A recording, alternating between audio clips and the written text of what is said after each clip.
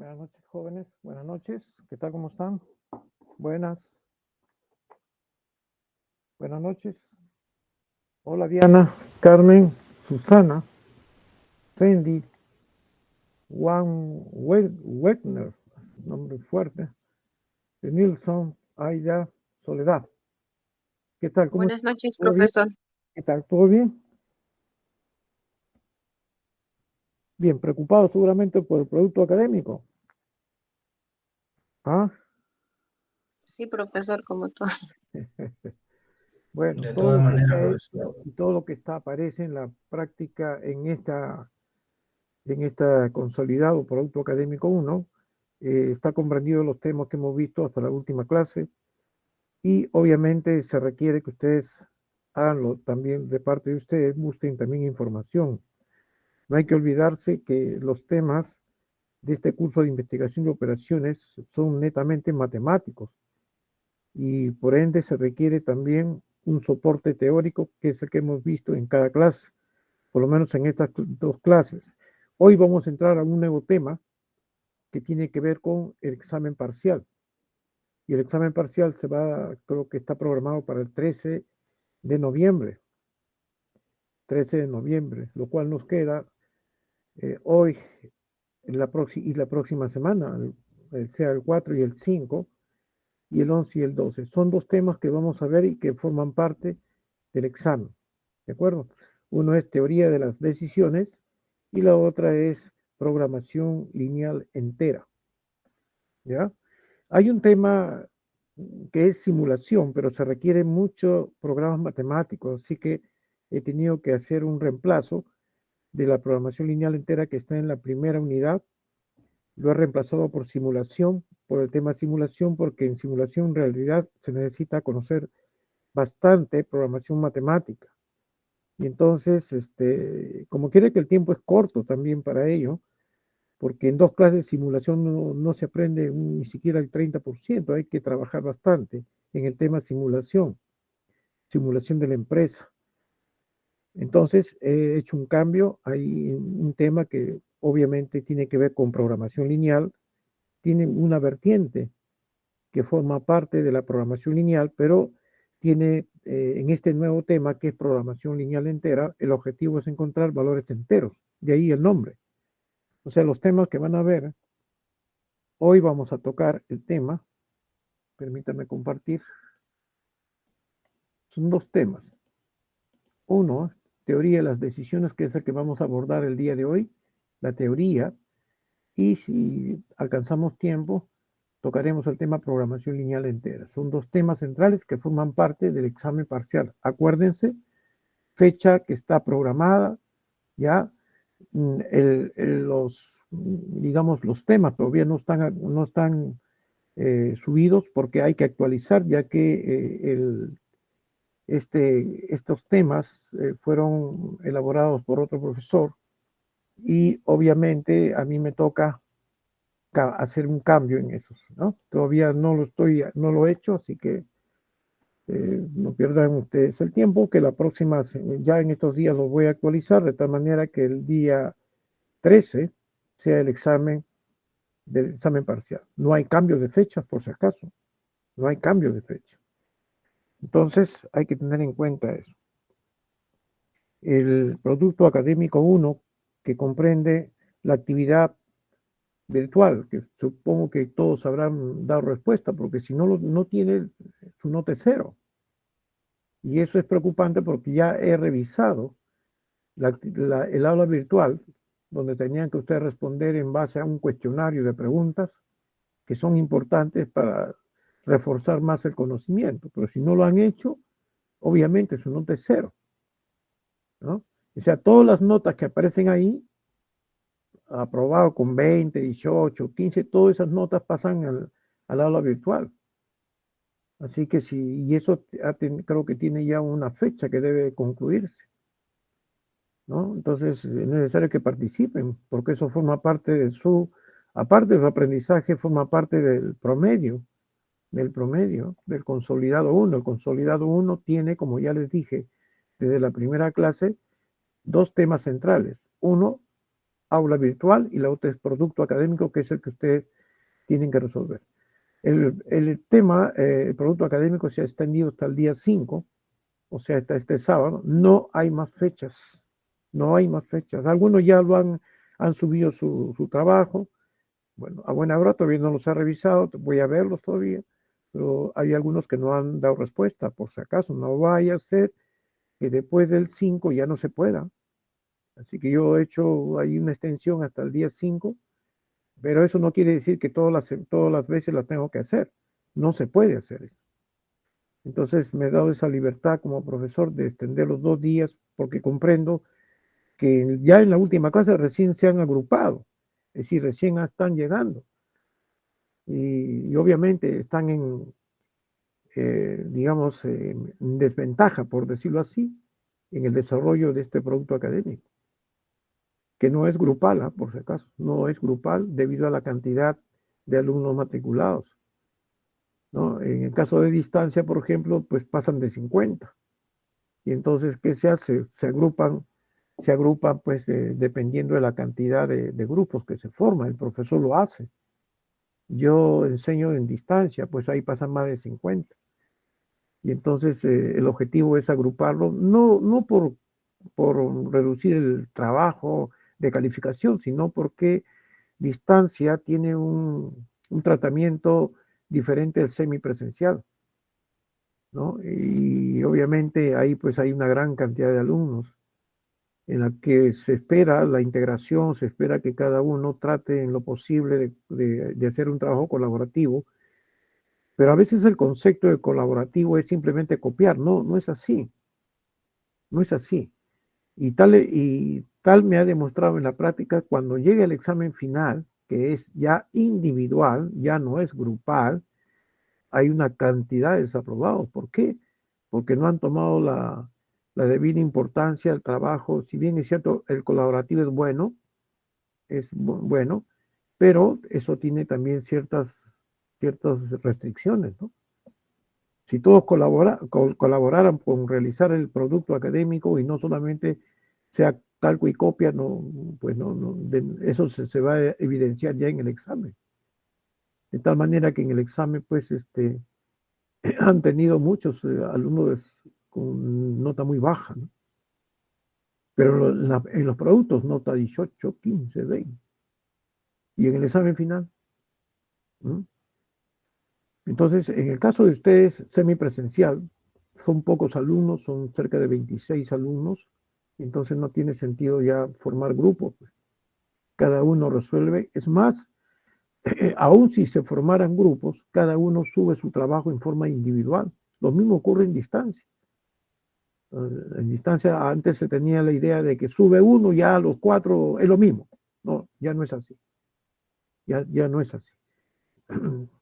Bien, jóvenes, entonces les deseo muchos éxitos. Espero que hayan podido captar todo lo que se ha desarrollado en la práctica, en la teoría y práctica, y de su parte también tiene que buscar prácticas también que están en el aula virtual y si no por internet. No perdamos de vista de que este es un trabajo universitario, ¿no? Y ustedes son universitarios y tienen el deber de explorar, investigar, buscar información. No todo se puede ver en clase, no todo se puede ver. Entonces el alumno tiene que investigar. Y ese es el motivo por el cual el aula virtual, que es una nota que representa el 15%, creo, es necesario que lo resuelva, ¿no? Es necesario que lo resuelva. Si no lo resuelven, ya es decisión de ustedes, por si acaso. No vaya a ser que por no resolver el aula virtual, aunque tengan nota muy baja, a diferencia de tener cero, ¿no? Entonces, bueno, ya eso queda responsabilidad de ustedes. Bien, dicho esto, jóvenes, entremos en materia, teoría de las decisiones, ¿no? Eh, yo quería hacer un pequeño ejercicio relacionado con un problema de asignación que quedó algo que considero que todavía faltó un poquito más de trabajo, aunque se hizo en forma rápida. Sin embargo, cabe mencionar que el trabajo de asignación es importante también. Bueno, vamos a ver un ejercicio Y con eso habremos terminado aquellos que todavía no han podido subir su trabajo. En el caso de un problema de asignación, que hay un problema ahí en la práctica, lo puede resolver con mayor seguridad. Bien, veamos este problema. Veamos este problema y permítanme entrar a Excel. Vamos a pasar todo esto a Excel.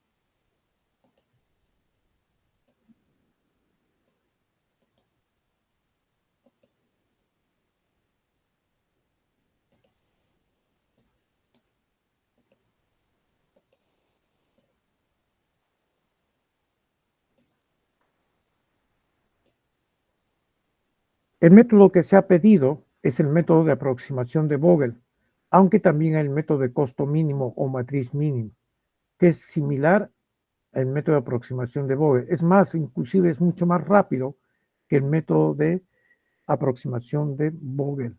¿De acuerdo? Bien, entonces veamos. Una estación terminal tiene capacidad para acomodar 5 camiones simultáneamente. El situar cada camión en uno de los 5 lugares implica un costo de distribución y transferencia de caras que se refleje en la tabla. Bueno, dice acá que se refleje en la tabla adjunta. Bueno, los lugares de carga son transferencia de cargas, ¿ya? Transferencia de cargas, que se refleje en la tabla adjunta. Acá tenemos 4, digamos, 5 camiones y 4 terminales. A, B, C, D, E son los terminales y los camiones, o podríamos también decir, hay 5 terminales y 5 camiones, ¿no? O viceversa. En todo caso, existe paridad, existe igualdad entre el número de filas con el número de columnas. Aquí hay que tomar en cuenta el balanceo, al igual que el método de transporte. Aquí el número de filas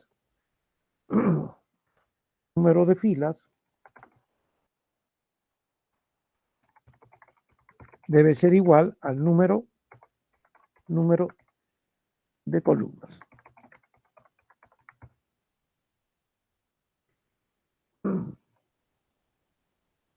este caso se trata de ¿cuántas filas? 5 filas, que es igual a 5 columnas. 1, 2, 3, 4, 5. 5, vamos a poner acá, 5 filas igual a 5 columnas. Entonces, a esto le llamamos el problema está balanceado. Imagínense que no hubiera sido así, que hubieran solamente 4 camiones o 4 camionetas y 5 terminales. ¿Cómo le hacemos? Entonces tenemos que agregarle lo que falta para completar, en este caso, el número de filas con el número de columnas, vale decir, el número de camionetas con el número de terminales. ¿Me entiende? En sentido inverso, si hubieran 4 terminales y 5 camiones, entonces tendríamos que agregarle una fila ficticia, al igual que en el caso anterior, una columna ficticia. Esa columna ficticia, imagínense que fuera así, imagínense nada más F, vamos a poner F estrella, y entonces si fueran las filas, perdón, si fueran columnas, entonces tendríamos que agregarle costo 0. ¿Para qué? Para balancear el número de filas con el número de columnas. Imagínense nomás, ¿no? Pero si fuera en sentido inverso, acá hubieran 5 terminales, pero hay 6 camiones, entonces tendríamos que agregarle, ¿no? Un terminal, vamos a ponerle acá 6 estrellas para diferenciarlo, y aquí tendríamos carga o costo 0. Entonces, esto hace que haya igualdad entre filas y columnas. ¿Correcto?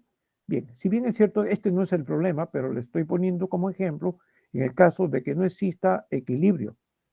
¿Me dejo entender, señores? ¿Alguna pregunta? ¿Lo entiende? Bien, Sí, no hay profesor. preguntas, debo entender que lo está entendiendo.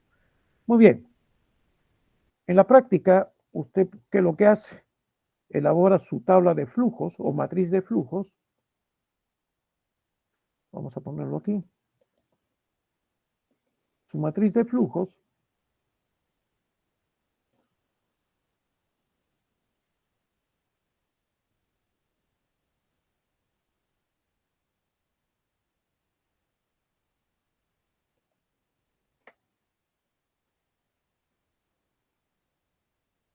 Hay que tener en cuenta que una asignación es de 1 a 1.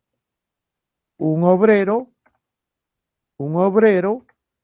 que corresponde a una máquina. Un obrero le corresponde una máquina.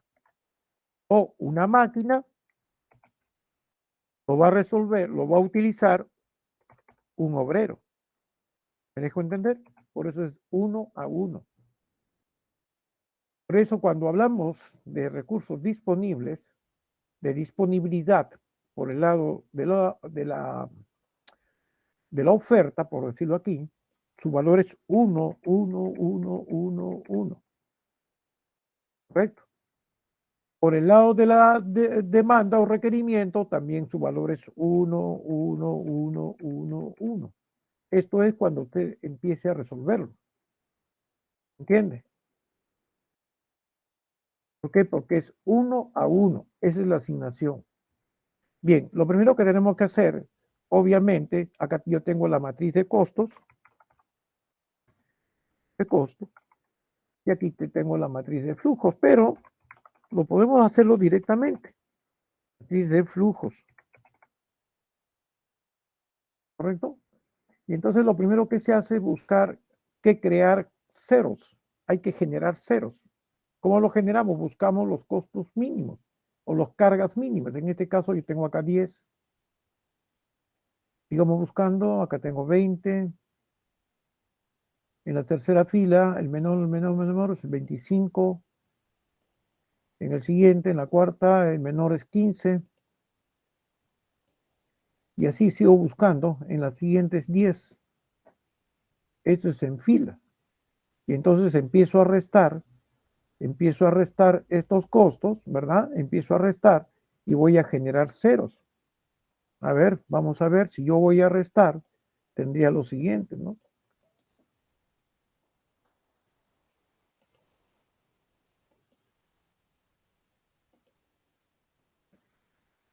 Entonces yo tendría acá 0, ¿verdad? 10 menos 10. Vamos a ponerlo acá. 10, aquí 20, 25 y 15 y 10. Empezamos primero por la fila. Empezamos a restar estos elementos y tendríamos acá 0, aquí tendremos 20, aquí tendríamos 40, aquí tendríamos 40 y aquí tendríamos 20. ¿Por qué? Porque le estoy restando los 10, la penalidad 10. La segunda es 20, 80 menos 20, 60, 60, 20 menos 70, 50. Acá me da 20, a tiro de ojo nomás, 10, y acá me da 0. En el siguiente, la diferencia máxima es 25, en este caso, perdón, la mínima es 25. Entonces le voy a restar 60 menos 25, nos da ¿cuánto? A ver, ¿cuánto nos da? 35, creo, ¿no? ¿Sí? 35.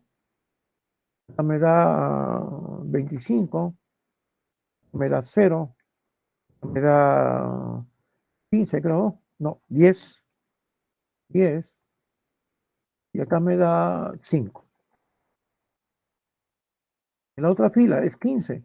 Le voy a restar 40 a 15. 40 menos 15, 25. Acá me da 0. Acá 35 menos 15 me da 20. Acá me da 15, me da 10. Y aquí me da, a ver, 45 menos 15 me va a dar 30. ¿Ah? Era, a ver, 40 menos 15, 25. Ya, está bien. Y el último que es 10, le resto los 10, 0, pues acá me da 20, acá me da 20, acá me da 5 y acá me da 5. Ahora le toca a las columnas. Como ya conseguí los ceros por fila, ya no puedo tocarlos. Voy a ver la columna que todavía no tiene cero. Entonces, aquí el mínimo es 5, ¿verdad? Es este 5, lo cual significa que tengo que restar los 5 a cada una de estas columnas. Entonces, yo tengo acá 35, acá tengo 5, tengo 5, acá tengo 5 y acá tengo 0. Entonces, lo que resulta interesante es empezar a trazar los ceros. Se trazan en función, por ejemplo, yo puedo trazar, en la teoría nos dice que cuando existe mayor cantidad de ceros por fila o columna es donde se traza, se hace el trazo primero. Yo puedo hacer esto, ¿no?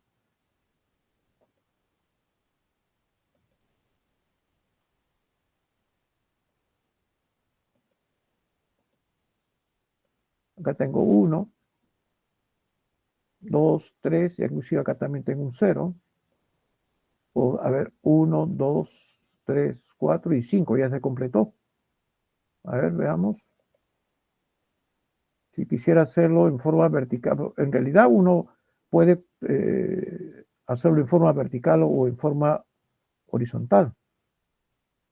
Acá tengo 2, acá tengo 3, 4 y 5.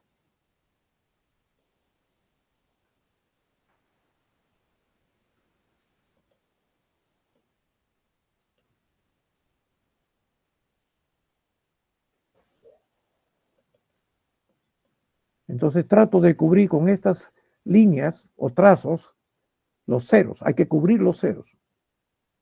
Si vamos a suponer que en el ejercicio usted traza, pero le falta todavía una raya o un trazo, entonces tiene que buscar en la celda que tenga menor costo mínimo, digamos 5, y entonces vuelve nuevamente a restarle, ¿no?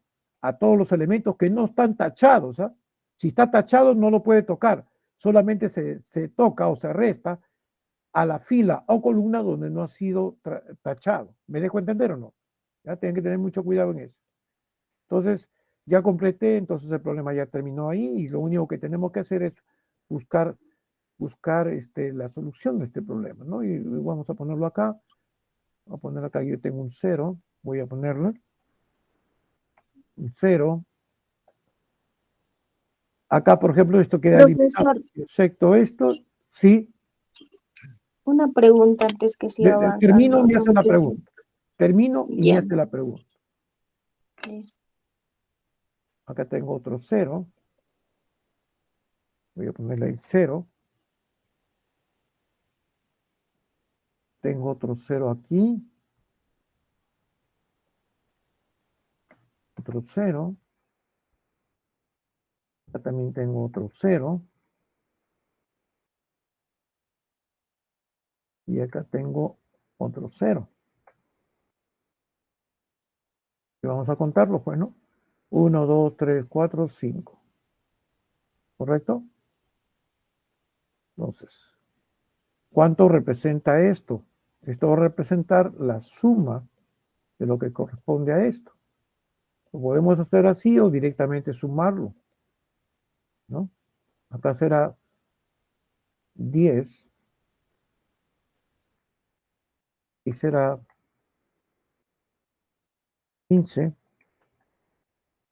y será 25 y será 15 y aquí será 20, ¿no? Bueno, ¿no? Entonces, como hay 5 filas y 5 columnas, tiene que haber 5 celdas llenas. 1, 2, 3, 4, 5. Ahí está. ¿No? Si se elimina la columna, si hubiera otro 0 acá, esto queda eliminado, pero ya lo eliminé este acá queda eliminado, por lo cuanto esto ya no tiene sentido. Pero sí tiene sentido para columna. Entonces empezamos a sumar simplemente 10 más, a ver, 10 más 20, más 25, más 15, más 15, ¿no? Lo que se fue hasta allá. Algo así. A ver, ¿por qué se fue? Vamos a hacerlo acá nomás. 10 más, ¿no? 3 y 2, 5. Activamos esto, más y tendremos 85. 85. Esta sería la respuesta. ¿Qué tan cierto será esto? Usamos el Excel. Nuevamente, copiamos esto. Y aquí voy a crear otra matriz.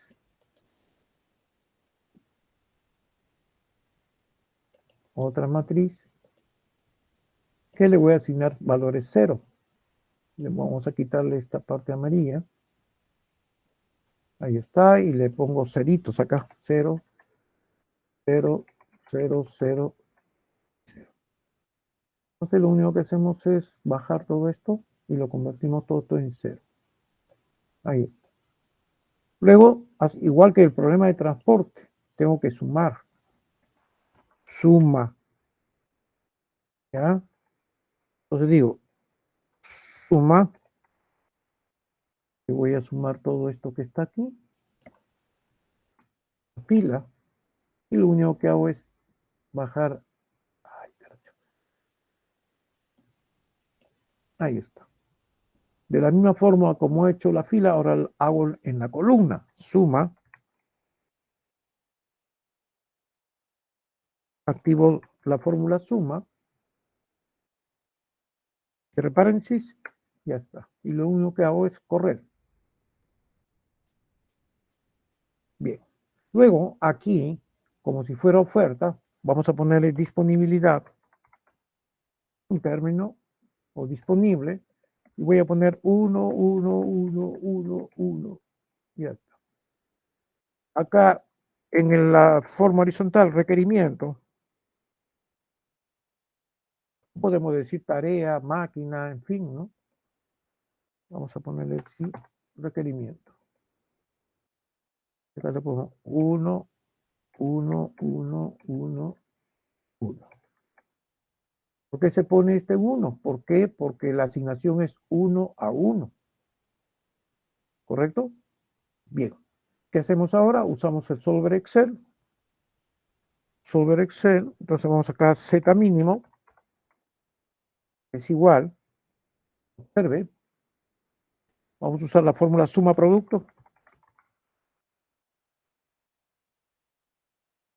Y hago todo esto. Cargo todo esto. Punto y coma. En mi computadora es así. Cargo todo esto que está aquí. Cierre paréntesis, debe salir 0. Ahí está. Vamos a ver qué tan simple fue esto. Ya está. Ahora sí, ya tengo este 0 en fórmula. Acá también tengo en fórmula. Ahora me voy al Solver Excel.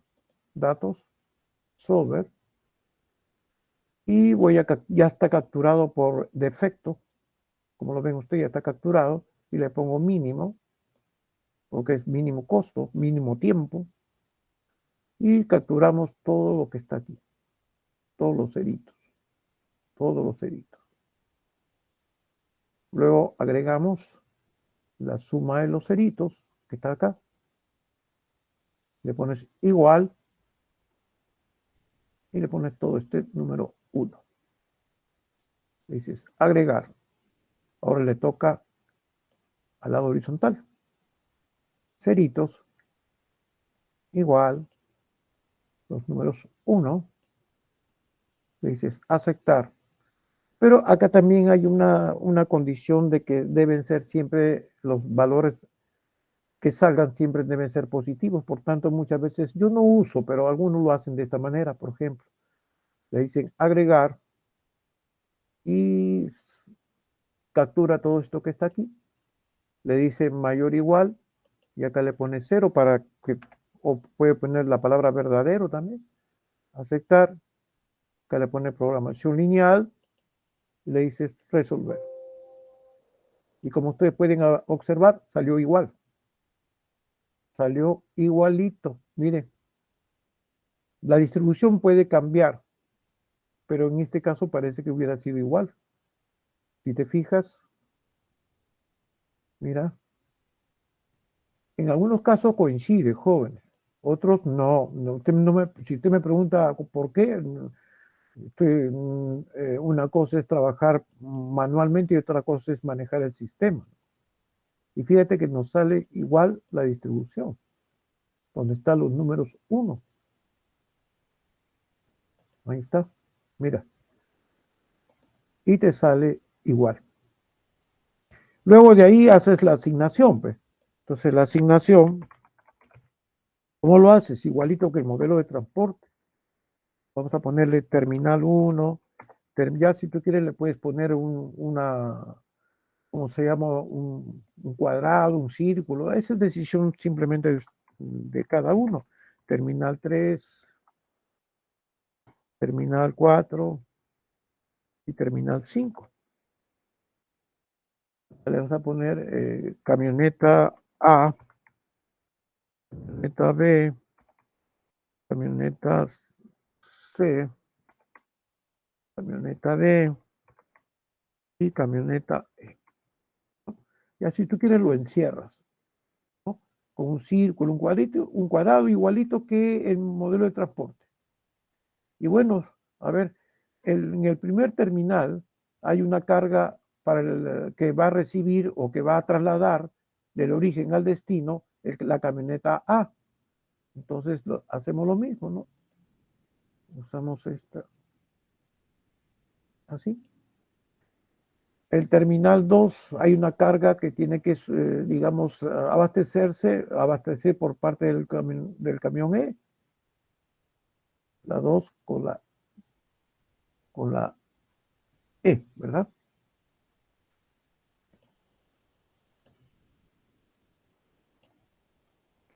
El tercer terminal hay uno con C.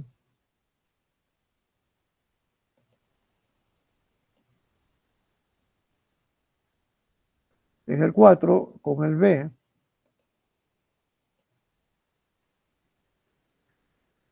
Y en el quinto con el D. Como ustedes pueden observar, ninguno se repite. Ningún terminal respecto al origen y destino se repite.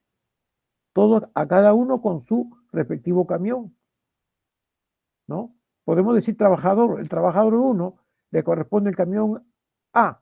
El trabajador 2 le corresponde el camión E y así sucesivamente.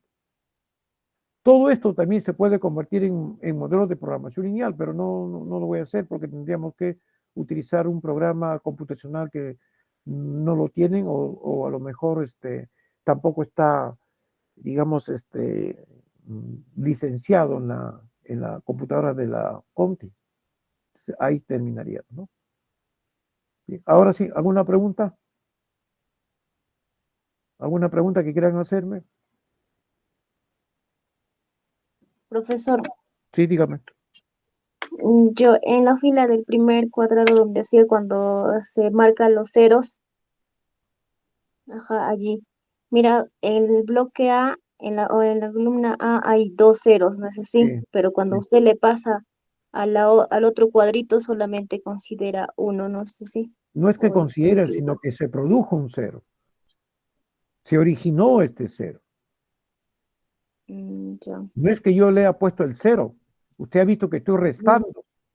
Sí, se resta. Lo que yo pregunto es, por ejemplo, acá en la columna A hay dos, o sea, dos ceros, no es Así así. es, Pero así es. cuando le pone a usted para allá ponerlo, o sea, los valores, solamente le pone en la fila uno, no es así, el número 10, Claro, pero ya porque no si le yo lo pone abajo. pusiera, mira, que si yo lo pongo acá, estoy eliminando este de acá.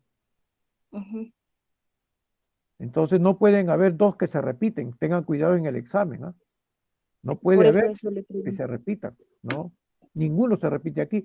Tal es así que el software me está dando la verdad, digamos, la razón, ¿no? Sí, ahí sí lo veo en el software, solo uno sale. Así es. Entonces, usted escoge, pues, pero usted tiene que manejar con estrategia. El asunto no es trazar por trazar, hay que utilizar estrategias. Y entonces, si usted ve acá, si usted elimina este, entonces está eliminando este de acá. ¿Te das cuenta? A ver, si Sí, tú sí, coges profesor. este, eliminas este, ¿no es cierto? Entonces, Exacto. ¿qué es lo que te quedaría? 1, 2, 3 y 4 y no se cumpliría con este, porque ya lo eliminaste. Entonces hay que Ya, tener, no profesor. pueden haber dos ceros en la misma columna o en la misma fila. Tiene que ser uno de ellos. Por eso yo Ya, escogí gracias. este y que me quedó libre este de acá. ¿Me dejo entender? No sé si lo entiende. ¿Alguna Sí, pregunta? sí lo entendí, profesor. Ah, ya, muy bien. Bien, eso es todo, jóvenes. Entramos entonces al nuevo tema. Si no hay preguntas, entramos al nuevo tema, teoría de las decisiones. Bueno, tomar una decisión pareciera que no es tan cosa tan rápida ni tan fácil, sobre todo cuando alguien desea realizar cualquier tipo de actividades que tengan que ver con economía, que tengan que ver con la salud, que tengan que ver con el estudio, ¿no? O que tengan que ver con el emprendimiento en una empresa. Entonces, la toma de decisiones va a depender de muchas condiciones. Muchas veces pueden ser conflictivas, muchas veces pueden, digamos, aparentar, por un lado, que la solución ya se da. Sin embargo, cuando tratamos de revisar exhaustivamente el problema, nos damos cuenta que la decisión tomada era errónea. Entonces, estaríamos cometiendo, como se dice en estadística, el error de tipo 1 o generando un costo de oportunidad. Decidiste por ir por el mercado A en vez de B y perdiste. Eso no se puede saber, pero sí podemos informarnos fehacientemente para tomar una buena decisión. La teoría de las decisiones tiene que ver con la selección de la mejor alternativa que usted pueda seleccionar, pero ¿en base a qué? En base al estado de información. Cuando más información tengas a la mano o dispones para tus objetivos, pues es cuando estás más seguro de tomar la decisión desde cualquier tipo de punto de vista, ya sea económico, ya sea financiero, ya sea social, etcétera, etcétera. Entonces, el propósito de este tema es relacionar la toma de decisiones con los objetivos y gestión de la empresa, emplear técnicas y herramientas para la selección de alternativas, manejar normas y reglas de decisión para resolver problemas de alcance del tomador de decisiones. La teoría de decisiones trata del estudio del proceso de tomar decisiones desde la perspectiva racional. ¿Por qué digo desde la perspectiva racional? Porque muchas veces las decisiones parten sobre la base de subjetividades. En realidad, tomar una decisión tiene que ver mucho con el aspecto subjetivo, con la parte intuitiva que puede tener la persona cuando en un momento dado, como se dice, se prendió el foquito y tomaste una buena decisión. Pero todo eso depende del entorno, donde estamos. Si la empresa se encuentra en un entorno inhóspito, muy peligroso, entonces tomar una decisión desde el punto de vista económico o desde el punto de vista del mercado, habría que pensarlo 2 o 3 veces, porque podemos equivocarnos. Y esto puede generar pérdidas, puede generar gastos adicionales, etcétera, etcétera. Entonces, tomar una decisión supone escoger la mejor alternativa entre las posibles que puedan existir. Es decir, cuando hablo de posibles pueden haber varias alternativas, ¿no? Entonces, ¿qué se necesita para poder tener claro el mensaje de esta información? Es basándose precisamente en el estado de información. Cuando más estamos informados, es mucho mejor, podemos sacar decisiones, podemos, digamos, opinar, podemos discutir, y llevar toda esta conversación digamos, a una atmósfera en la que por un acto democrático tengamos que aceptar uno del otro. No somos dueños de la verdad, siempre nos equivocamos, ¿correcto? Pero en una empresa equivocarse genera costo, genera tiempo, genera una serie de obstáculos que puedan incidir en el rendimiento de la empresa.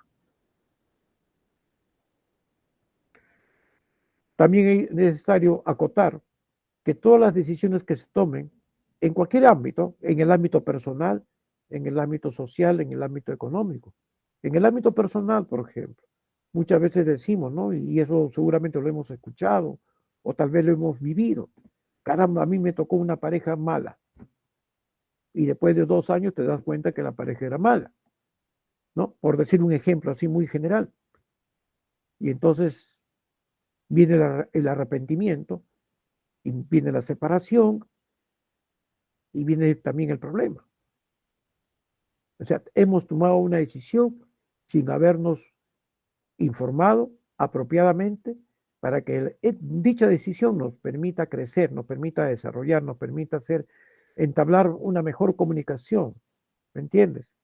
Lo mismo ocurre en los negocios. Si un empresario no busca información acerca del mercado, acerca de la competencia, acerca de los clientes, acerca de los proveedores y el entorno en el que se encuentra la empresa, poco o casi nada permitirá cumplir sus objetivos porque las decisiones que ha tomado son equívocas, ¿no? Hay muchos errores.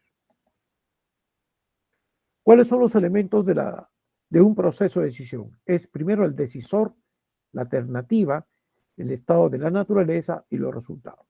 El decisor, ¿quién es el decisor? La persona que toma decisiones, la persona que selecciona qué alternativa es la más viable, la más de mayor confianza o que tenga una probabilidad muy alta para poder tomar esa decisión. El decisor, de alguna manera, en condiciones de incertidumbre, no puede, digamos, o se encuentra prácticamente con un gran problema y porque no puede, digamos, luchar con algo que le es imposible, ¿no? Por esa razón que un decisor tiene que estar bien informado. Cuando más informado se encuentre el decisor, podrá sacar resultados que sean viables y lograr, pues, el cumplimiento de sus objetivos. Las alternativas. El tomador de decisiones deberá elegir alguna alternativa entre muchas que existen. Puede ser que la alternativa, si no se ha tenido el esmero de buscar o de informarse acerca de tal o cual alternativa, puede generar grandes pérdidas, puede generar equívocas o errores estadísticos, como se dice. Entonces, las alternativas tienen que evaluarse en términos beneficio-costo. ¿Esta alternativa A es más viable que la B? ¿Por qué razones? ¿Cuáles son las condiciones o cuáles son los factores principales que nos llevan a tomar decisiones para elegir una alternativa? Estado de la naturaleza. El estado de la naturaleza es el entorno futuro, es el evento futuro, que no se puede controlar, ni tampoco el tomador de decisiones puede, digamos, incidir en ella. Puede, digamos, cambiar el estado de la naturaleza. Eso no lo puede hacer. El estado de la naturaleza es todo lo que nos rodea, todo.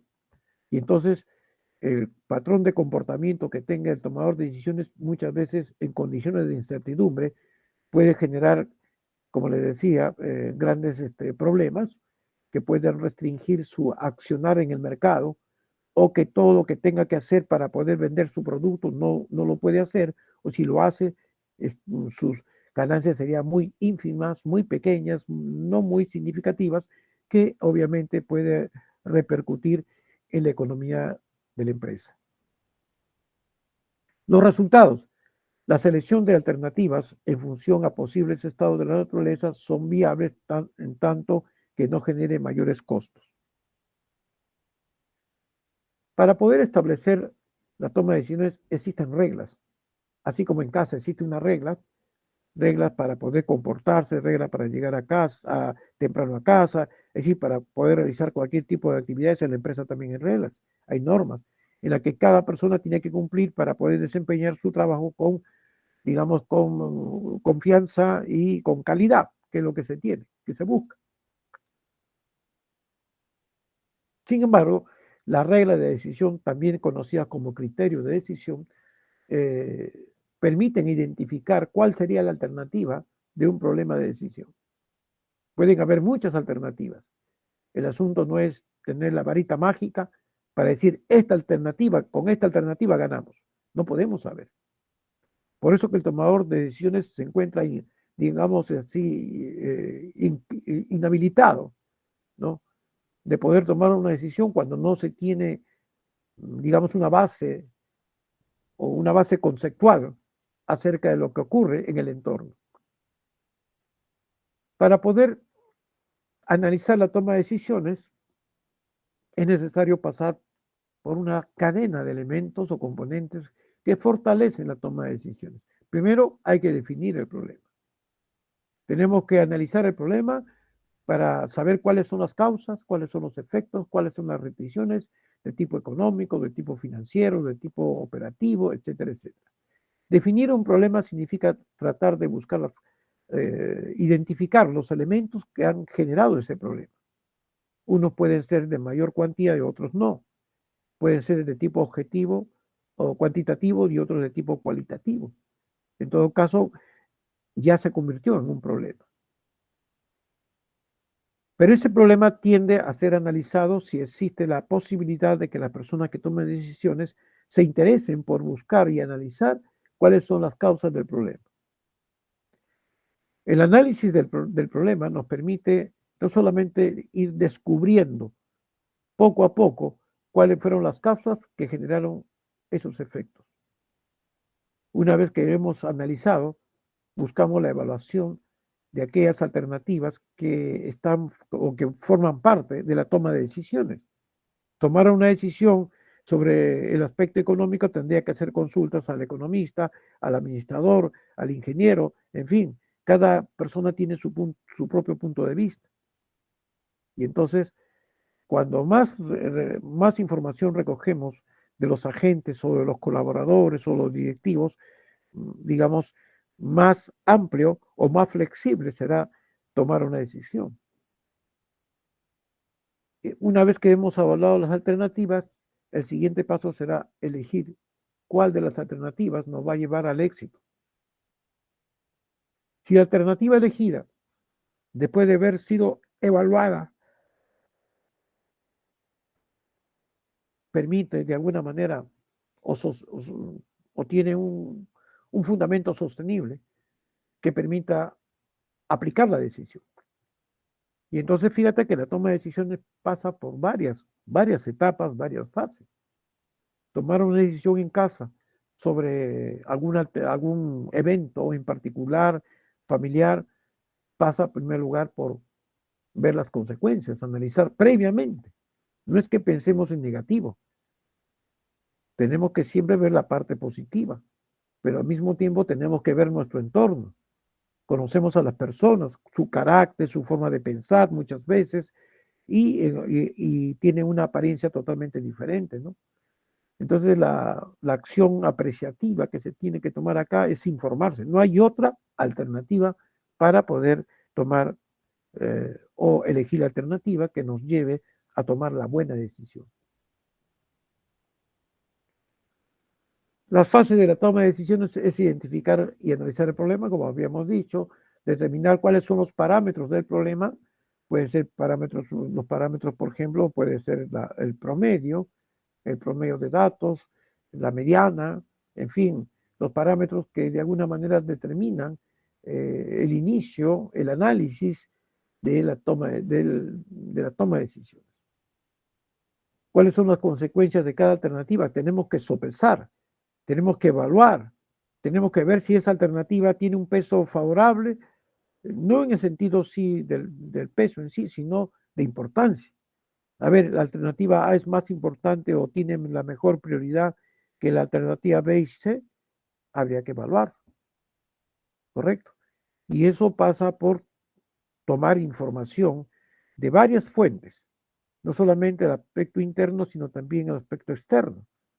A lo mejor elegimos una alternativa cuando nos esclarecen, nos fundamentan de la parte exterior, cómo se puede resolver ese problema, y no de la parte interior. Entonces, como pueden darse cuenta, las consecuencias de una alternativa o la construcción de una alternativa pasa en primer lugar por el recojo de información, tanto en el aspecto externo como interno. La aplicación y evaluación de alternativas constituye uno de los pasos cruciales más importantes porque de ahí ya nosotros conocemos cuáles son las alternativas, cuáles son los altibajos de cada alternativa, cuáles son sus dimensiones y características que tiene cada alternativa y bueno, lo que nos queda es simplemente tomar o implantar las decisiones. Pero la implantación no es simplemente decir, bueno, tomemos esto y se acabó. La implantación está referido a que hay que controlar, hay que monitorear, hay que hacer un seguimiento de la decisión que hemos tomado. Entonces no es una cosa tan simple, ¿no? Como podíamos verlo.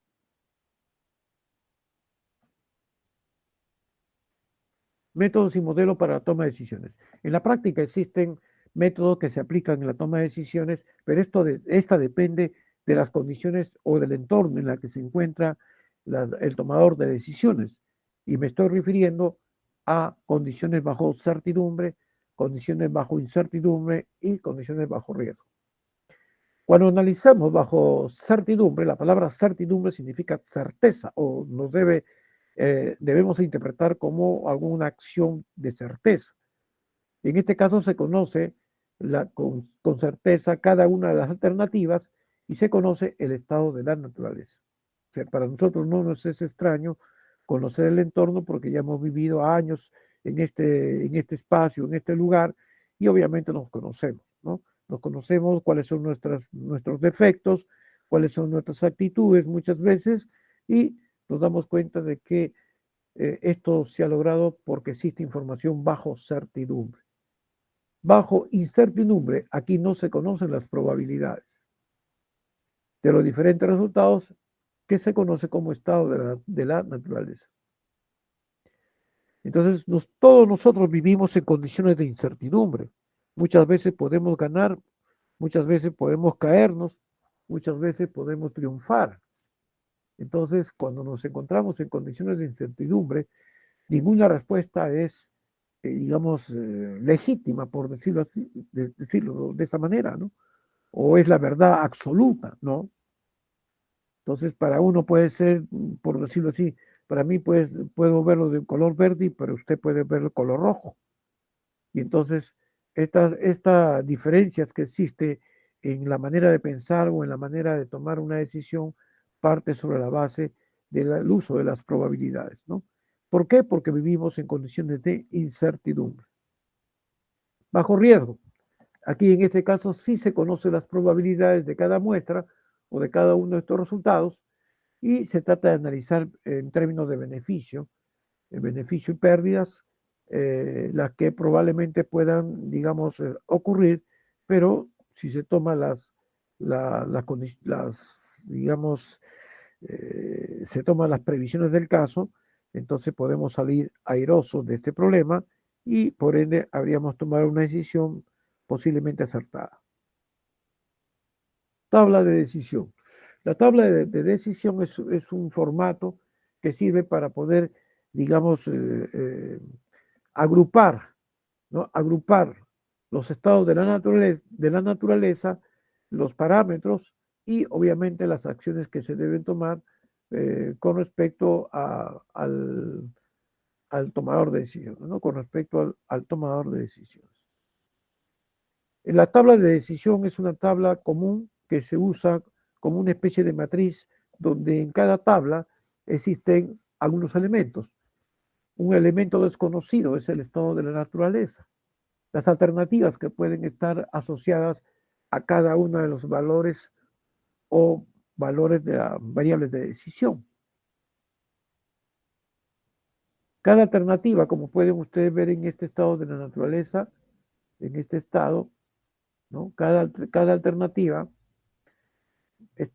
puede estar asociado a cada una de las decisiones a tomar en cada uno de los estados. Por ejemplo, A1 con X11, A1 con X12. Entonces, existe una relación o debe existir una relación, pero las decisiones se toman en función al entorno.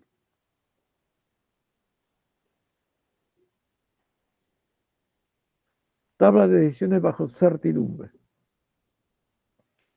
Habíamos dicho que cuando nos encontramos bajo condiciones de certidumbre, todo o gran parte de la información la conocemos, porque tenemos la certeza de que cualquier acción que ocurra, ya nosotros estamos bien informados, bien informados. La tabla de decisiones bajo certidumbre es la misma que el estado la tabla de decisiones bajo de certidumbre. El asunto está que cada tabla se adapta o se debe adaptar en función a las necesidades que tenga, en este caso, vamos a hablar de mercado inclusive. El estado de la empresa son acciones externas o las circunstancias que afectan el resultado de la decisión porque están fuera del control del tomador de decisiones. ¿No? Claro, y eso lo hemos dicho. El estado de la naturaleza es algo desconocido por parte del tomador de decisiones. ¿Y qué es lo que hace? Lo que hace el tomador de decisiones es simplemente tratar de descubrir cuáles han sido las causas, qué efectos tuvo, de qué manera incidió en la toma de decisiones, de qué manera incidió en las decisiones a poder fabricar un producto, etcétera, etcétera, ¿no? En la práctica, la toma de decisiones parte sobre la base de un modelo matemático que llamamos modelo de optimización.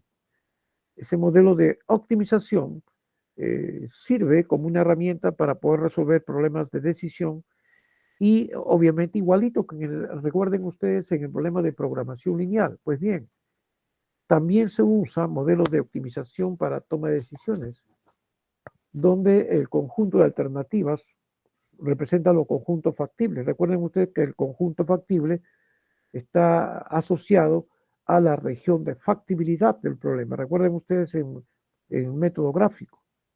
Pues bien, ese conjunto de alternativas, que eran los puntos de muestra, representaban alternativas que nos estaría llevando a la solución óptima cuando se elija un punto extremo del conjunto convexo. Y la función objetivo es lo que nosotros deseamos obtener, maximizar ganancias o reducir costos. Y finalmente la variable de decisión, que es la variable o la incógnita que deseamos despejar, que deseamos hallar para poder, digamos, obtener la solución del problema.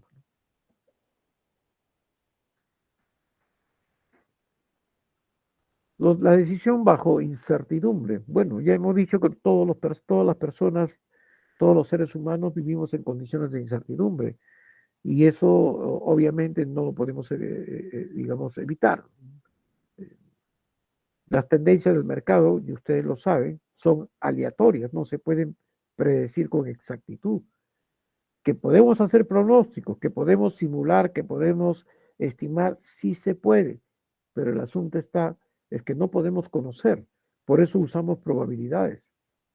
Y las probabilidades vendrían a ser el vehículo principal para poder descubrir los parámetros poblacionales en base al valor de la muestra. Y entonces, todo proceso de decisión bajo condiciones de incertidumbre, el decisor debe buscar cómo descubrir o cómo indagar cuáles son las características de esos estados de la naturaleza, que no están en sus manos, no está en sus manos, no está en la decisión que debe tomar, sino tiene que tratar de informarse para ver de qué manera puede influir en la toma de decisiones. En condiciones de incertidumbre existen varios criterios, que es la parte principal del tema teoría de las decisiones. Criterio de Wolff, que es el criterio del pesimista, criterio de Maximac, que es el criterio del optimista, criterio de Hurwitz, que es el criterio centrista, por decirlo así, centrista. Criterio de Savage, que es el criterio de mostrar el arrepentimiento si te has equivocado. Y criterio de Laplace, donde, recuerden ustedes la fórmula de Laplace. Pues el criterio de Laplace establece condiciones, digamos, para poder tomar el mejor razonamiento que nos permita tomar decisiones, pero basado en condiciones equiprobables. Acuérdense, condiciones equiprobables. ¿Qué significa? Que cada estado de la naturaleza tiene la misma probabilidad de que pueda esta ocurrir o influir o incidir en la toma de decisiones. Entonces, fíjate que estamos viendo 5 criterios a los que vamos a estudiar vamos a empezar el día de hoy. Criterio de Wolff, criterio Maximac, criterio de Hurwitz, criterio de Savage y criterio de Laplace. Veamos cada uno de ellos. criterio de Wall o criterio pesimista, también conocido como el maxi mínimo. Bueno, muchas veces en la vida cotidiana, en la vida común, muchas veces nos encontramos con personas demasiadamente pesimistas. ¿Se han encontrado ustedes? Muchas veces escuchamos, oye, voy a ir a un evento, pero ¿y si sale mal el evento? Quiero vender este producto, ¿y si no vendo? Entonces se aparece ahí ese pensamiento negativo, ¿no? Que es parte de las características de un agente pesimista. Entonces el tomador de decisiones es pesimista con respecto a los estados de la naturaleza. Es decir, siempre lo niega, siempre dice que está malo, siempre busca el pretexto o respuestas a condiciones que no están dentro de su capacidad, por decirlo de esa manera. Uno de los criterios fundamentales de este criterio pesimista o criterio de Wald es establecer una regla. ¿Cuál es su regla? La regla es escoger lo mejor de las peores condiciones posibles. ¿Ah? De todo lo peor que pueda existir, cojo el mejor de los peores. ¿Puede existir eso? En la práctica sí. Entonces, para poder tomar decisiones desde el punto de vista del criterio pesimista, tienes que pensar como pesimista. Ojo, no se vayan a sorprender. Usted está resolviendo un problema usando el comportamiento de un pesimista, no su pensamiento. Tiene que pensar en función al criterio pesimista. Es decir, escoger lo mejor de los peores resultados posibles. Entonces, el objetivo principal del criterio de Wald o criterio pesimista es tratar de maximizar el resultado mínimo de cada estrategia posible o el mayor nivel de seguridad posible. Bueno, hay una formulita para eso que no lo vamos a estudiar, simplemente la vamos a elegir, como se dice, al dedo. Cabe destacar aquí que cada alternativa que muestre un peor resultado posible constituye pues como se dice, la materia prima del pesimista.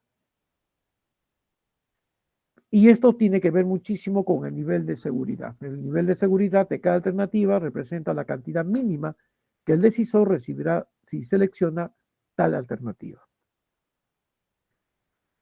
No voy vamos a verlo directamente. A ver, miren, un ejemplo. Criterio de Wolf es un criterio de conservador y pesimista, ya que razones sobre la peor selección que se puede presentar una vez elegida una alternativa. Fíjate que existen acá tres alternativas, tecnología 1, tecnología 2, tecnología 3. Los estados de la naturaleza son muy diversos. Aquí en este caso existen tres estados. No se adaptan bien, se adaptan muy bien. ¿Y cuál sería su resultado? Estos números que tú ves acá, que representan la tabla de las decisiones, pueden ser ganancias o pueden ser pérdidas. Vamos a asumir que son ganancias, ¿no? Vamos a asumir simplemente. Fíjate que si yo selecciono la alternativa tecnología 1, si el estado de la naturaleza no se adapta, mi ganancia sería de 650. Si se adaptan bien, mi ganancia sería de 550. Si se adapta muy bien, 900. Pero como yo soy pesimista, cojo el menor. ¿Te das cuenta? Veamos el segundo. Segunda alternativa. Si no es la primera alternativa, puede ser la segunda alternativa. Si la tecnología no permite adaptar a los trabajadores o no se adapta esa tecnología a los cambios digamos, de la fábrica, por decirlo así, mi ganancia sería solamente 1000. Si se adaptan bien, mi ganancia sería 650. Pero si se adapta muy bien, la ganancia sería 400. Si yo soy optimista, cojo el mayor, pero como soy pesimista, cojo el menor. Ahí está. Lo mismo ocurre en la tecnología 3, ¿no? Como pueden darse cuenta, los resultados muestran la conducta pesimista que tiene en este caso aquel personaje que en realidad muestra un criterio de Wolf o criterio pesimista. Muchas personas hay de eso, hasta empresarios también. De acuerdo a este criterio, implantamos la tecnología 1 por tener el mejor valor esperado. Es decir, de todas estas, cojo el mayor. Observa, la primera en tecnología es 550, la segunda 400 y la tercera 500. Entonces, le preguntan el tomador de decisiones le pregunta al pesimista, ¿cuál de estos resultados te parece más viable? La que presenta mayor valor.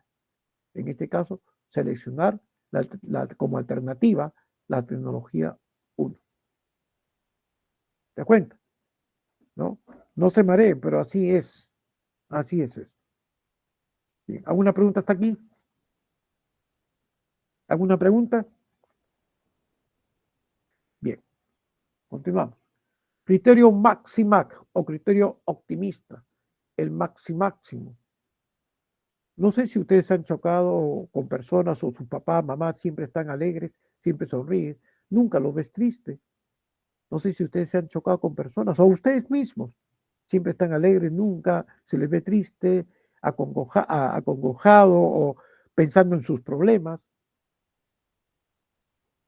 El personaje que es optimista, que maneja el criterio Maximac, a pesar de sus problemas, siempre está sonriendo. ¿Me dejo entender? Ese es el modelo Maximax. Es decir, si tú te pones al lado de la persona optimista, no creo que cuando conversas te pongas, digamos, dudoso, o te pongas triste, o te pongas, digamos, no dándole valor al problema. El criterio, el personaje, el agente, el tomador de decisiones que es optimista, siempre está alegre, siempre está sonriendo, nunca lo ve, nunca ve el fracaso, siempre ve el éxito.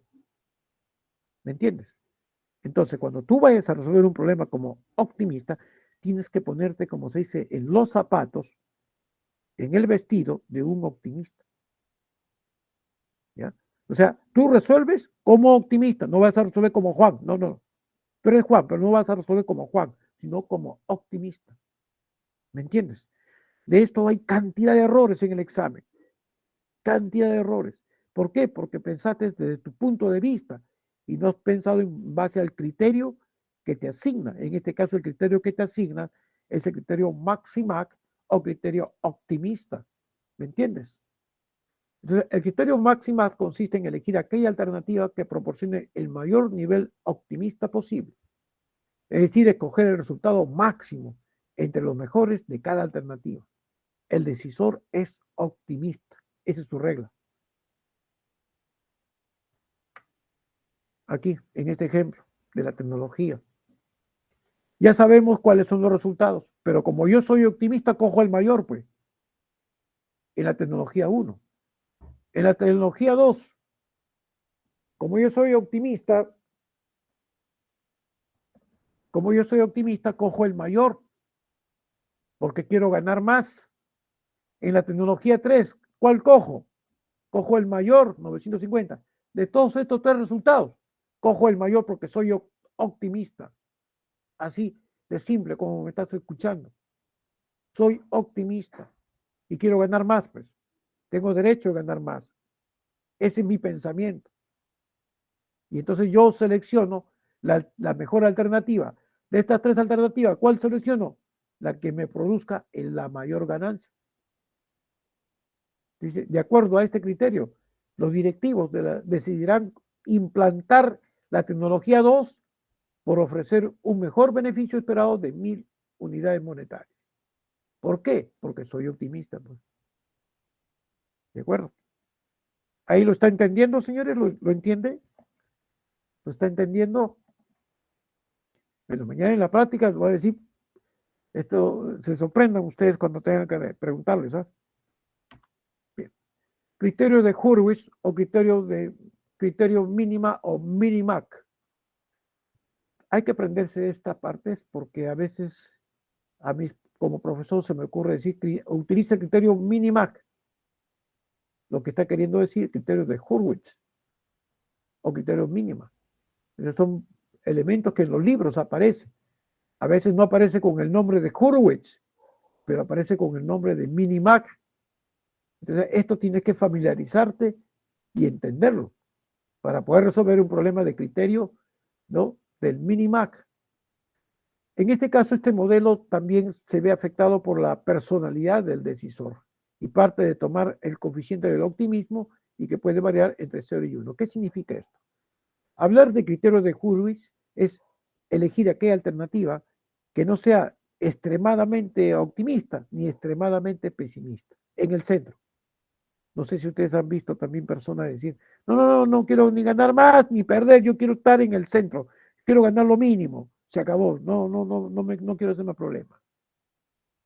¿No? Seguramente se habrán chocado ustedes con muchas personas o muchas, digamos, familiares tal vez, en la que ustedes al momento de conversar y usted le dice, vamos a hacer esto, vamos a hacer lo otro, hagamos para tener mayor puntaje.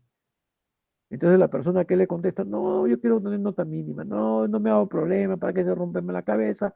No, nota mínima es suficiente para mí. Entonces nos encontramos con un decisor del Minimac o criterio de Hurwitz, ¿me entiendes? Bien,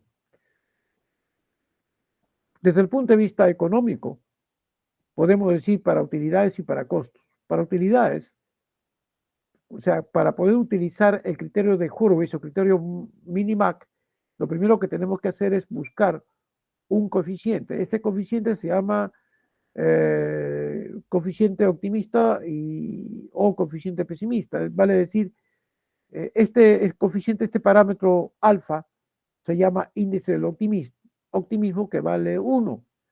El criterio demasiadamente optimista. Y si es demasiadamente pesimista, alfa vale 0. Ojo, alfa vale 0 si usted es demasiadamente pesimista. Pero si usted es demasiadamente optimista, su alfa vale 1. Quiere decir que alfa varía entre 0 y 1. Esta es la regla o esa es la condición que sostiene el criterio de Hurwitz o criterio Minimac. ¿Correcto? Bien.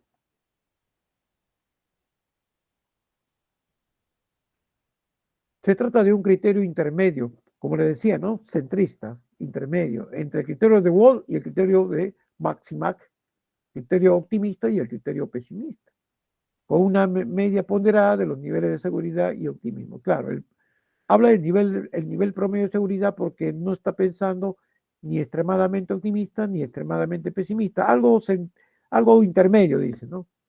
Algo intermedio. Por eso ves acá a la persona que hay acá dos caminos, por decirlo así.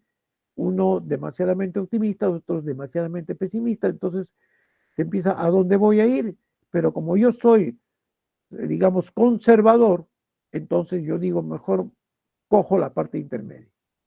El criterio de Hurwitz, este criterio presenta un abanico de actitudes desde las más pesimistas a las más optimistas. Para aplicar este criterio de decisión, el tomador de decisiones debe definir un coeficiente de optimismo. En este caso aparece 0.65, pero no necesariamente puede ser este. Entre 0 y 1. O sea, entre 0 y 1, usted seleccione el valor que va a asumir el coeficiente optimista o el criterio pesimista, que es lo contrario o complemento del criterio optimista. Por ejemplo, acá dice el criterio optimista es 0.65.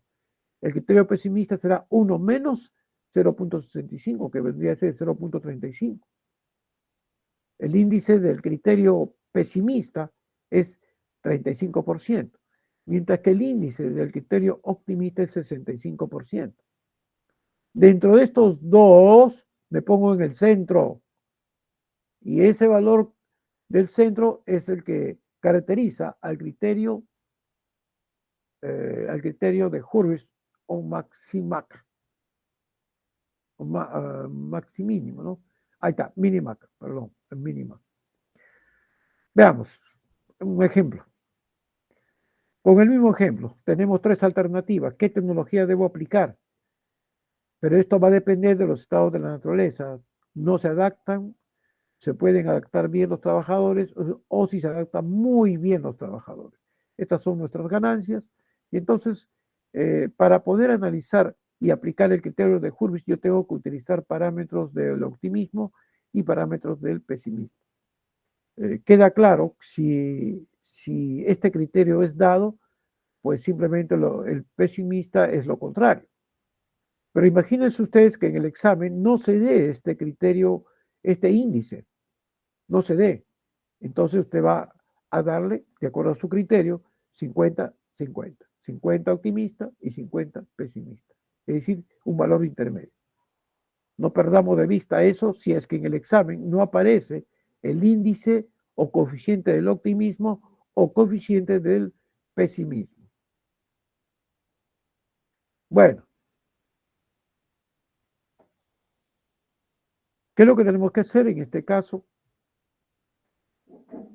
Lo que tenemos que hacer es, por cada fila, escogemos el máximo y el mínimo.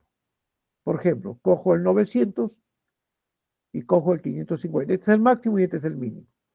Aquí también. En la segunda alternativa, que es la tecnología 2, cojo el máximo, 1000, y cojo el mínimo, que es 400. En la tecnología 3, cojo el máximo, 950, y cojo el mínimo, 500. ¿Qué tengo que hacer ahora? Simplemente aplicar el índice del optimismo y el índice del pesimismo. Si es una ganancia alta, porque soy optimista, le doy el 65%. Pero si soy pesimista, le doy la diferencia, 1 menos 0,65, que vendría a ser 0,35. Si multiplico y sumo, te va a salir 777,5. Esto es en cuanto a la primera alternativa. En cuanto a la segunda alternativa, la ganancia máxima es 1000. Entonces, como yo soy optimista, le doy el 65%. ¿Cuál es la ganancia mínima? 400. Como soy pesimista, le doy la diferencia, o sea, el 35%, que multiplicando y sumando nos da 790. Y finalmente la tercera alternativa. La ganancia máxima por ser optimista representa un 65%. Pero como soy pesimista, solamente cojo 500. Y esto se multiplica por lo contrario, o la inversa, si se quiere, del porcentaje optimista. Haciendo el cálculo respectivo, tendríamos 792,5.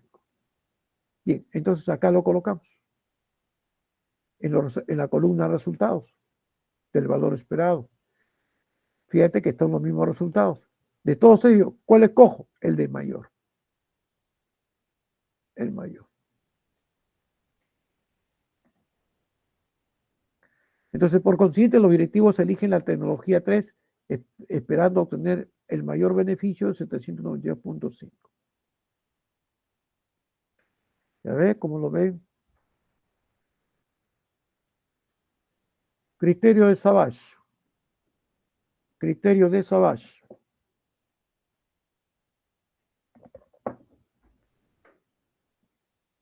¿En qué consiste el criterio de Savage? El criterio de Savage es aquel criterio menos conservador, a diferencia del criterio de Hurwitz. El criterio de Savage es contrario a la aplicación del criterio de Wald. El criterio de Wald es el criterio pesimista. Perdiste, ya, pues perdiste. En cambio, el criterio de Wald, el criterio de Savage, se arrepiente por haber elegido la alternativa equivocada.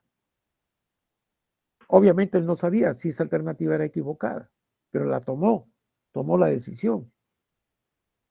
Entonces se equivocó, cometió un error. El criterio de Savage tiene la característica de advertir, inclusive de arrepentirse por haberse equivocado. Como lo ven ustedes acá en la figura. Está arrepentido por haberse equivocado. El criterio de Savage busca el mínimo, o sea, minimizar el arrepentimiento por haberse equivocado. A eso se denomina arrepentimiento o pérdida.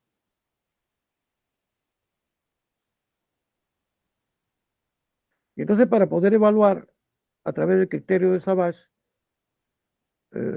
tenemos que buscar alternativas que nos permitan reducir el costo de oportunidad.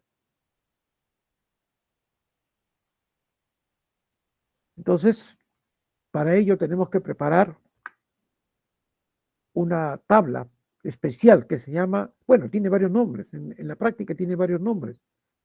Uno de ellos es la matriz de pesares, otro se llama matriz de pérdidas relativas, otro le llaman tabla de costo de oportunidad y otro le llaman tabla de arrepentimiento.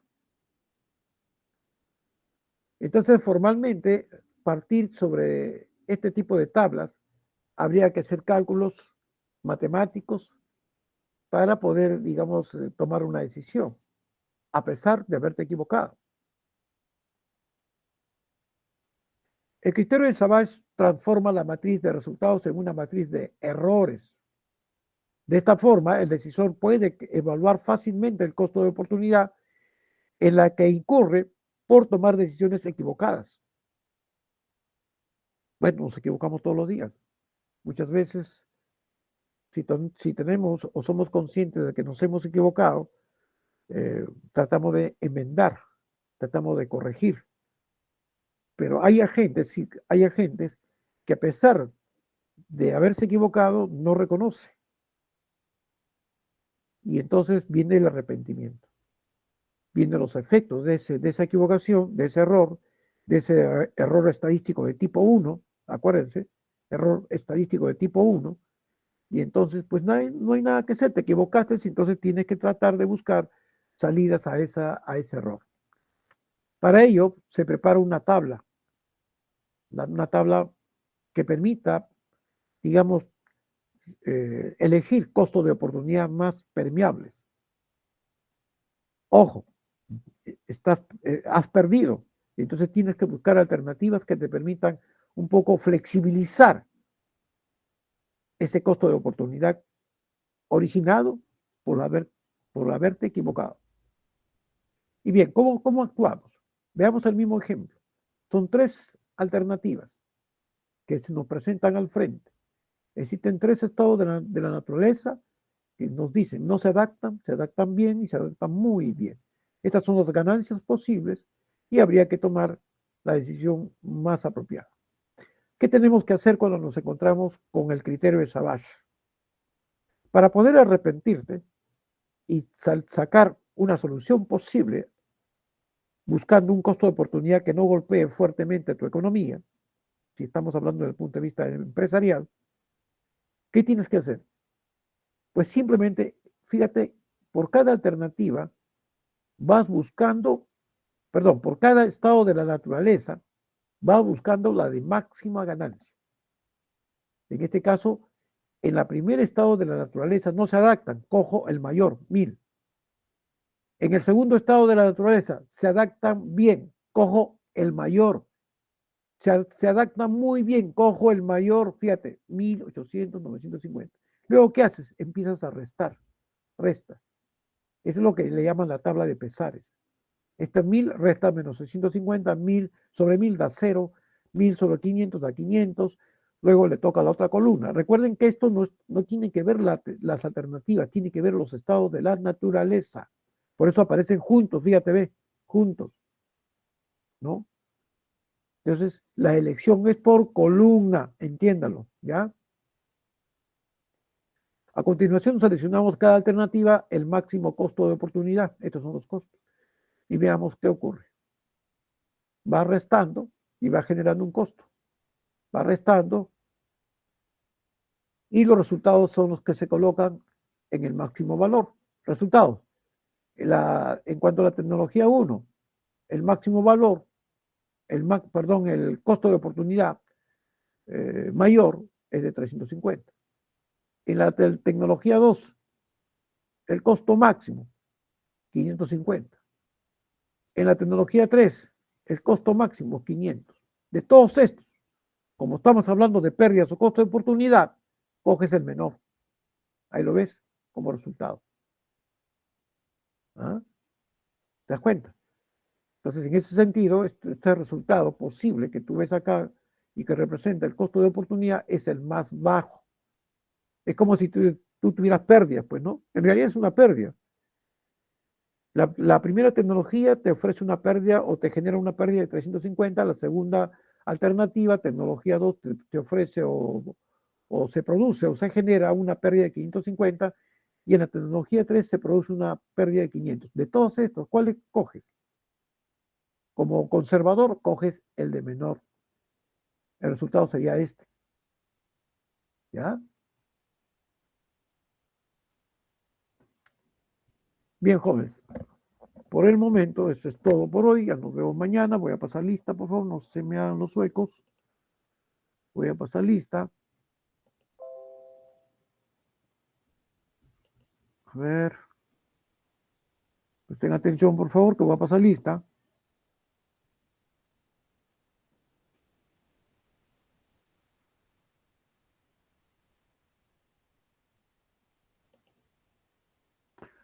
A ver. Berrío Guamán. Berrío Guamán. Cárdenas Calderón. Presente, profesor. Ah, por favor, esté atento. Sí, sí. Hualparuca. Hualparuca. Espinosa. Presente, profesor. Por favor, atento. Lupaca Solís. Lupaca Solís. Judith. No está. No está. Ya. Veamos la otra lista.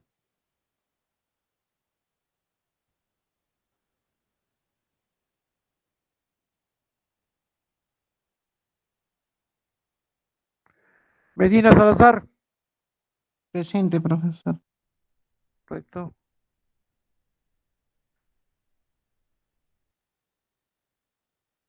Ahí está. A ver, este de acá debe ser. Ahí sí. Álvarez Olazábal. Álvarez.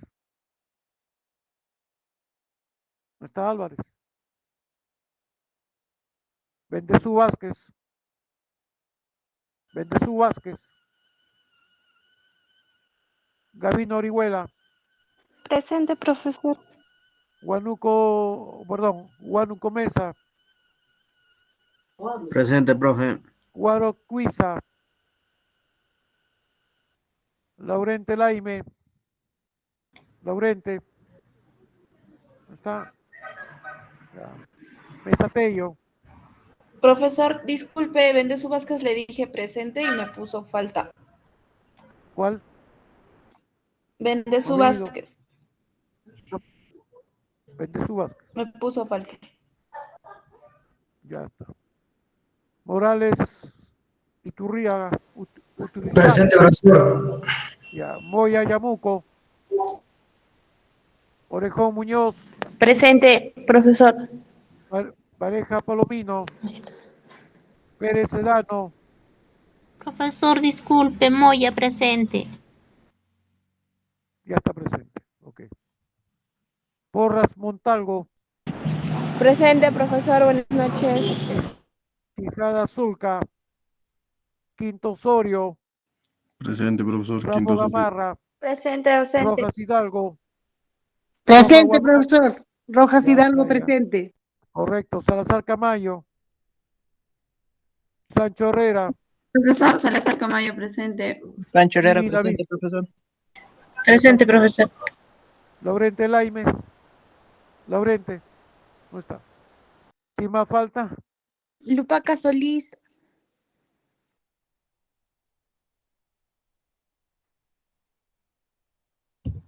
Profesor, buenas, Guaroc.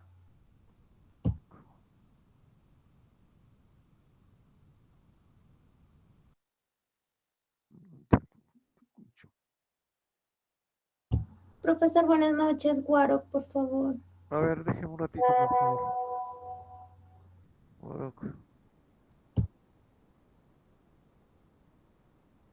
Berríos. Lupaca Solís. Presente, profesor. Por favor, atenta. Ya. ¿Quién más falta? Guaroc, profesor. Guaroc Guiza. Un ratito.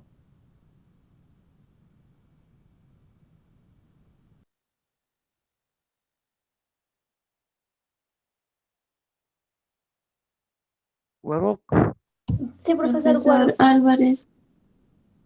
ya está. Álvarez. Olazábal. Álvarez presente, sí, profesor. Pues tiene que estar atento, por favor, yo estoy llamando y no están atentos, ¿cómo puedo saber si están? Laurente Laime. Lisette. Ya, eso es todo, señores. Eso es todo. Nos vemos el día de mañana. ¿Ya? Revisen su material, tiene plazo hasta el día, acuérdense, el sábado 5 termina, no dejen al final porque ya no hay forma de modificar eso, ¿ah? Por favor. ¿Ya?